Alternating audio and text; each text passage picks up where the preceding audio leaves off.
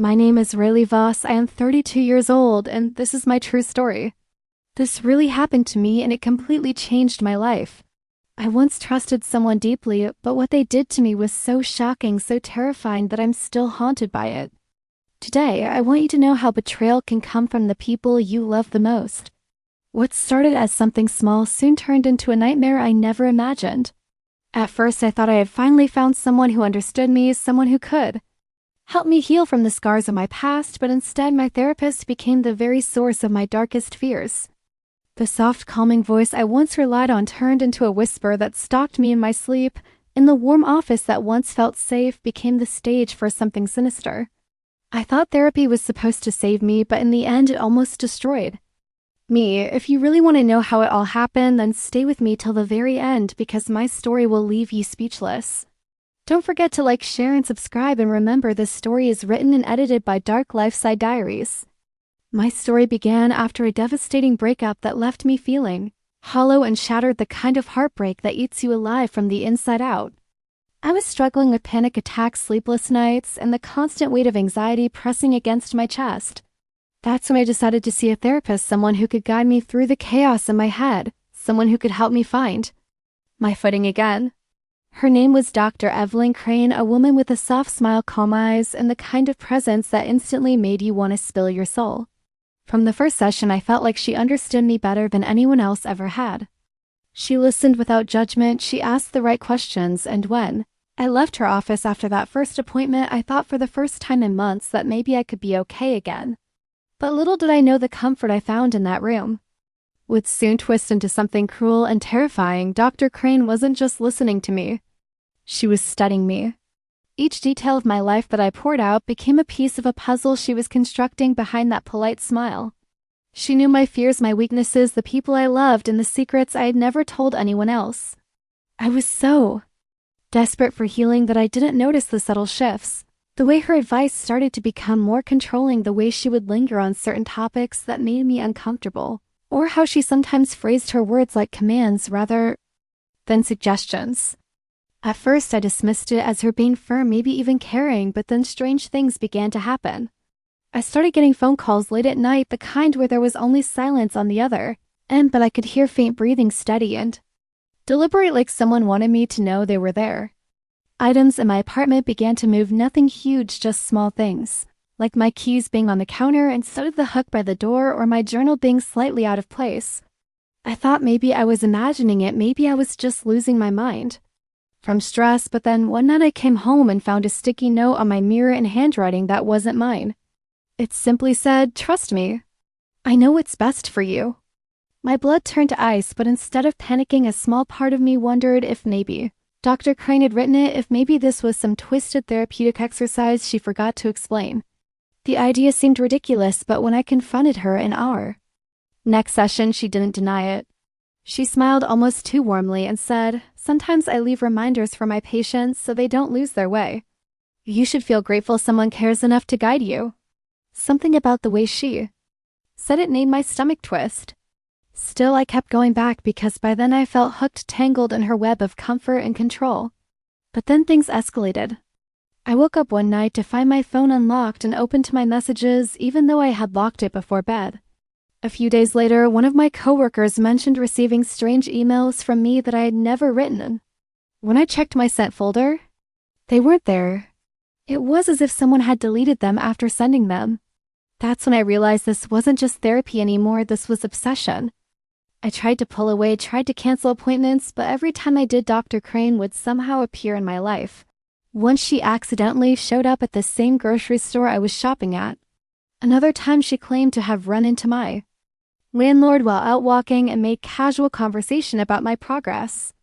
It was suffocating, like she was wrapping invisible chains around me, pulling tighter every day. My friends started to notice too, but when they suggested I report her, I hesitated. Who would believe me? She was a respected therapist, well-liked in the community, and all I had were my fears and a few eerie coincidences. But then came the night I woke up to find her standing at the foot of my bed. My heart stopped, my body frozen in terror as I stared at her shadowy figure in the dim glow of the streetlight coming through my window. She whispered, "You're mine now, Riley. Don't fight it." And before I could scream, she was gone as if she had melted into the darkness, leaving me trembling and gasping for air. I convinced myself it was a nightmare, a sleep paralysis hallucination, until the next morning when I found muddy footprints on my bedroom floor leading straight to my bed. That was the moment I knew I was not imagining things and I was not safe. But the more I tried to escape, the deeper her grip became, and what she wanted from me was far darker than I could have ever imagined. After that night when I saw Dr. Evelyn Crane standing at the foot of my bed, I couldn't shake the feeling that she was always near, watching, waiting, moving, just out of sight but always close enough for me to feel her presence pressing down on my chest like a weight I couldn't throw off. And though I told myself I needed to be strong, I knew deep down that I was falling deeper into something I didn't understand. Every time I tried to rationalize it, the evidence screamed otherwise: the muddy footprints by my bed, the rearranged objects in my apartment, the strange emails that disappeared without a trace. None of it could be explained away, and the more I thought about her words, "You're mine now, Riley," the more I realized she wasn't just a therapist with boundary issues. She was something far darker, someone who thrived on possession and control. I avoided going to my next scheduled appointment, telling myself that cutting ties completely was the only way I'd ever feel safe again. But within hours, I received a package at my door wrapped in plain brown paper, no return address, and inside was a framed photo of me taken without my knowledge, sleeping in my bed, my face turned slightly toward the camera, as if whoever had taken it was standing right there in the shadows watching me. Taped to the back of the frame was a note written in her delicate looping handwriting that said, "Therapy never ends, Riley. I'll always be here." My knees buckled and I nearly dropped the picture, my hands trembling so violently that I kept my finger on the broken edge of the frame's glass. But instead of running straight to the police, I sat on the floor paralyzed with dread, because a part of me knew she was too clever, too respected, too careful to ever get caught, and if I accused her without proof, I'd only end up looking unstable, exactly what she wanted. That night, I double-locked every door, shoved a chair under the knob of my bedroom, and left all the lights on. But at 3:17 a.m. sharp, I woke to my phone buzzing on the nightstand, and when I picked it up, I saw a live video stream already playing, without me pressing anything. It was my living room being filmed in real time, the camera shaking slightly as if someone was holding it, moving closer toward my bedroom door. I dropped the phone, my entire body breaking out in sweat, and clutched the baseball bat I had hidden under my bed. But before the door creaked open, the video cut to black, and I was left alone in the suffocating silence of my apartment, the only sound my own ragged breathing. When I called the police the next morning, I tried to explain everything, but they dismissed it as paranoia, even suggesting I was suffering from stress-induced hallucinations. And I realized in that moment that Dr. Crane had already anticipated this, that she'd orchestrated it so perfectly that even my cries for help would only make me sound unhinged. I felt trapped inside a cage no one else could see, and the more I struggled, the tighter her invisible bars closed around me. My breaking point came when my best friend Lauren invited me over for dinner one evening to get my mind off things, and as we sat in her kitchen drinking wine and laughing weakly at old memories, her phone buzzed with a new text, and I watched her face pale as she glanced at the screen.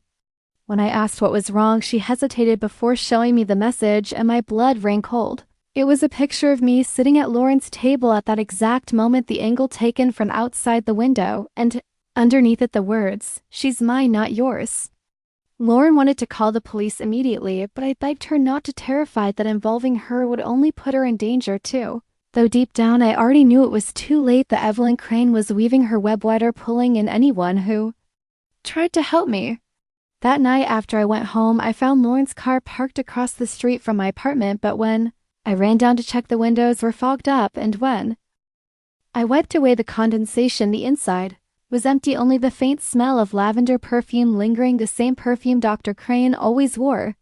I couldn't sleep for days after that, every creak of the floorboards sounding like her footsteps, every shadow in the corner stretching longer than it should, until finally I decided I had to fight back. I had to gather evidence no one could deny. I set up hidden cameras throughout my apartment disguised as smoke detectors and alarm clocks, and for the first 2 nights, nothing unusual happened. But on the third night at 2:46 a.m., the footage captured something that made my blood curdle. Dr. Crane letting herself into my apartment with a key, moving silently through the rooms, pausing to stand over me as I slept, her hand hovering inches from my face, her lips moving in what looked like a prayer or chant. And then, as if sensing the camera, she turned her head directly toward it, smiling faintly before unplugging the device. My hand shook as I replayed the footage again and again, knowing I finally had proof, but also knowing that going to the police with it would put me in more danger if she somehow found out. I had to be smarter, had to plan my moves carefully because Evelyn Crane wasn't just invading my life, she was consuming it piece by piece until I felt like I was losing myself entirely. The final straw came one evening when I returned home to find every mirror in my apartment covered with black cloth and on my dining table, a single note written in her familiar handwriting. You don't need to see yourself anymore, Riley. You only need to see me. My chest tightened as I stumbled back, feeling the walls closing in an awe. That moment, something inside me snapped. The fear was still there, gnawing at my bones, but it transformed into something else, something sharper, rage. She thought she could own me, thought she could strip me of my identity and make me a puppet in her twisted game, but she underestimated one thing.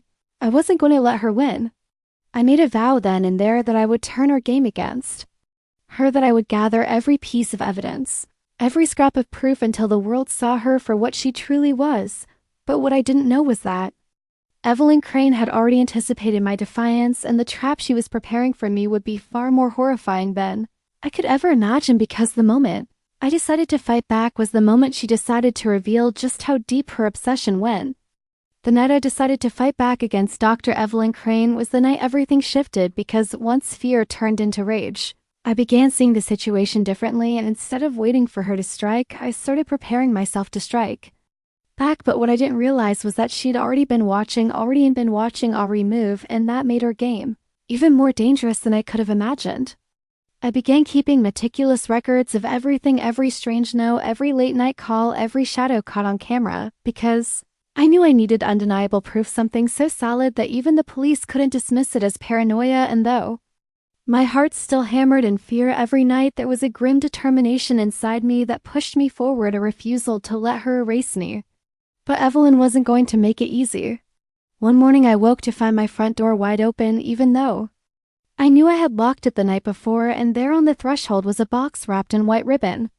Inside was a cassette tape with my name written on it in elegant script, and when I played it on an old player I borrowed from my neighbor, my blood turned cold. On the tape was my own voice, but not just any voice, it was recordings of my therapy sessions, every confession, every vulnerable moment spliced together into a grotesque narrative where Evelyn's voice interjected, twisting my words, mocking me, and repeating, "You belong to me." I realized then that she wasn't just breaking into my apartment or leaving notes, she was dismantling me piece by piece, turning the very things I had entrusted to her into weapons against me. I tried to stay calm, tried to remind myself this was all evidence, but the next move she made shattered the thin line between my private life and the outside world. At work, whispers began to spread, coworkers giving me strange looks, and when I confronted one of them, she reluctantly admitted that they had received anonymous emails from someone claiming to be me, describing disturbing fantasies and violent thoughts, all written in my style, all signed with my name. My reputation was unraveling before my eyes, and I knew Evelyn was pulling the strings, using her access to my mind and my words to destroy me from the inside out. Desperate, I reached out to Lauren again, begging her to help me find a lawyer, someone who could maybe file a restraining order. But when Lauren didn't answer her phone for 2 days straight, I panicked and drove to her apartment. The place was dark, eerily quiet, and when I finally convinced the landlord to open the door, the apartment looked abandoned. The furniture still there, but the personal belongings gone, except for one thing, a single photo on the coffee table of Lauren and me with my face scratched out in deep, violent lines. My stomach dropped as I realized Evelyn had gotten to her, driven her away, or worse. I called every hospital, every police station, but there was no record of Lauren, as if she had vanished off the face of the earth. And that's when it hit me. Evelyn wasn't just trying to ruin my life, she was erasing the people in it, isolating me until I had no one left but her.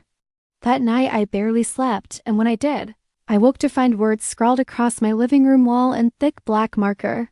"No one can save you. Stop trying." My knees wet, weak, tears stinging my eyes, but underneath the fear, the anger sparked again, hotter than before. I wasn't going to let her destroy me, not like this. I set up even more hidden cameras, checked every lock twice, and began digging into her life, something I should have done months ago.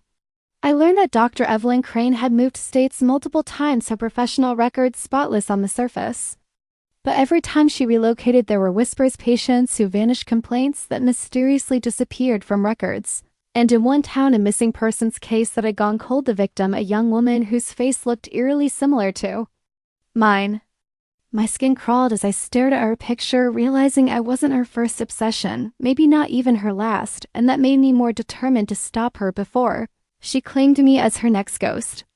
I printed everything I found, stored it in multiple places, and even gave a copy to a distant cousin I rarely spoke to just in case something happened to me. But Evelyn must have known I was getting closer to the truth, because the very next night, I woke to the sound of music softly playing in my apartment, her favorite classical piece. She always played during our sessions, and when I staggered out of my bedroom, I saw her sitting calmly at my kitchen table, sipping tea from one of my mugs as if she belonged there. My throat tightened, my hand gripping the baseball bat, but she only smiled, tilting her head like a predator studying prey. "You're making this harder than it has to be, Riley," she said softly, her voice calm, soothing, the same tone she had once used to coax me into opening up my deepest secrets. "Why fight what's already meant to be? You and I, we're the same." Broken, searching, desperate. "That's why you came to me in the first place, you knew." Her words slithered into me like poison, but I forced myself to stay strong, lifting the bat higher though my hands trembled. "Get out," I choked, but she only laughed, a low, chilling sound that echoed in my bones. Then she stood, set the mug down gently, and walked past me toward the door, pausing just long enough to whisper, "You'll see, Riley.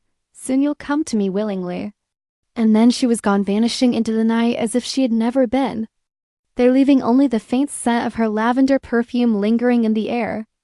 I collapsed onto the floor, shaking uncontrollably, realizing that calling the police now would only make things worse, because she had been careful, leaving no sign of forced entry, no fingerprints, nothing but the terror clawing at my chest. I knew then that the only way out was to confront her directly, to turn the tables and show her that I wasn't just prey. But as I began planning, gathering my notes, printing pictures, and even considering hiring a private investigator, something happened that shattered every ounce of hope I had left. One of my hidden cameras captured footage that froze my blood solid. It showed Evelyn not just entering my apartment, but crouching over me while I slept, sliding something under my pillow, and when I rushed to check, my hands trembling, I found a small velvet box. Inside was a silver ring, delicate and simple but engraved with the words, "Forever yours." My breath caught in my throat as I realized this wasn't just obsession anymore. This was possession, marriage binding. She wasn't just stalking me, she was preparing to claim me completely, body and soul, and no matter how hard I tried to fight back, she was always one step ahead. My mind raced, panic rising like a tide I couldn't escape, and for the first time, I wondered if it was already too late, if Evelyn Crane had already won. The moment I held that velvet box with the silver ring engraved "Forever yours," something inside me broken away. I can't fully describe, because it wasn't just another invasion, another twisted gesture. It was a declaration, a claim, a vow that Evelyn Crane had already decided my fate, and in that instant I realized that if I didn't end this myself, if I didn't stop her completely, I would become nothing more than another ghost in our history of vanished women, another name whispered with pity and suspicion. So I made the decision that night I would take the fight to her. My heart was pounding, my mind racing as I gathered every shred of evidence. I had hidden camera footage, recordings, printed research about her past, the photographs she had left, the notes, the tapes, and I packed them into a duffel bag, my hands trembling, because I knew I couldn't stay in my apartment at night, not with her shadow looming over every corner. I drove through the night headlights, slicing the darkness, until I reached the outskirts of town where Evelyn lived, in a sprawling, isolated house that looked more like a retreat than a home, its tall windows glowing faintly against the black sky. I parked a distance away, every nerve in my body screaming at me to turn back, but I pushed forward, gripping the bat in one hand and the duffel bag in the other, my breath shallow as I crept toward the house. Through one of the windows I could see her sitting calmly at a desk, writing in a leather-bound journal, her face serene, almost angelic, but I knew the monster that lay beneath. Gathering my courage, I slipped inside through the unlocked back door, because of course it was unlocked. She wanted me there, she'd been waiting for this, and the air inside smelled of lavender and candle wax, just like her office had always smelled, but stronger, overwhelming, like a suffocating blanket wrapping itself around me. As I moved through the hall, my eyes fell on the walls lined with framed photos, each one of smiling young women, patients, their faces lit with trust, and I recognized some of them from the missing persons reports I had read. My stomach twisted as I realized these weren't just mementos, they were trophies, each one a life she had consumed. My knees nearly buckled, but before I could fully process it, her voice drifted through the air, calm and soft. "I knew you'd come, Riley." My blood froze as I turned to see her standing in the doorway, her eyes glinting in the candlelight, her lips curled in that faint smile I had once mistaken for kindness. "You can't run from me anymore. This was always where you were meant to be." My grip tightened on the bat, my chest heaving, and I snapped, "No, Evelyn. This ends tonight. I'm not your patient, I'm not your possession, and I will never belong to you." For a moment, she tilted her head, studying me with that unnerving calm before she slowly raised her hand, revealing my phone, the same phone I had left locked in my car, and with one swift motion, she tossed it onto the floor, the screen lighting up to show dozens of unsent messages, written in my name, confessions of love, promises of loyalty, and desperate pleas, all fabricated by her. "The world will never believe you," she said softly, stepping closer, her presence like a tidal wave crushing me. "They'll only believe me. And when you disappear, they'll assume you finally lost control. You'll become just another sad story." My rage ignited my fear, replaced with something sharp and burning, and I swung the bat with everything. I had the crack echoing through the room as it struck the desk beside her, splintering the wood. And for the first time, I saw her mask slip, the calm facade cracking into something feral, unhinged. She lunged at me, her hands clawing, her nails digging into my skin, and we struggled violently, crashing into furniture, candles toppling in flames, licking up the curtains, the room filling with smoke as we grappled. Her strength was shocking, fueled by obsession, but adrenaline surged through me, and with one final desperate swing, I struck her across the temple, sending her sprawling to the floor. She writhed, her face twisted with fury, and hissed, "You'll never escape me, Riley. I live inside you now." My chest heaved, my body trembling, but I didn't stop. I grabbed the duffel bag, spilling out the evidence across the floor, the tapes, the photos, the footage on a small USB drive, and with my last ounce of strength, I ran from that burning house, Evelyn's screams echoing behind me as the flames consumed everything. I barely made it to my car, my vision blurred with smoke and tears, and as I sped away, the fire lit up the night sky behind me, a hellish glow marking the end of her reign. In the days that followed, the police found the remains of Evelyn Crane's house, and though her body was never officially recovered, the evidence I had gathered was undeniable. The footage, the notes, the research, the recordings, they painted a picture so damning that her legacy crumbled, her name forever tainted with suspicion and horror. Reporters hounded me, neighbors whispered, but I didn't care anymore because I had survived. Yet even now, months later, I can still feel her, sometimes lingering in the edges of my mind, her voice whispering in my dreams, her presence brushing against me when I'm alone. I tell myself it's just trauma, just my brain trying to heal from everything she did, but deep down I wonder if maybe she was right, if maybe she will always live inside me, and if someday when I least expect it, I'll turn a corner and see her faint smile waiting for me in the shadows.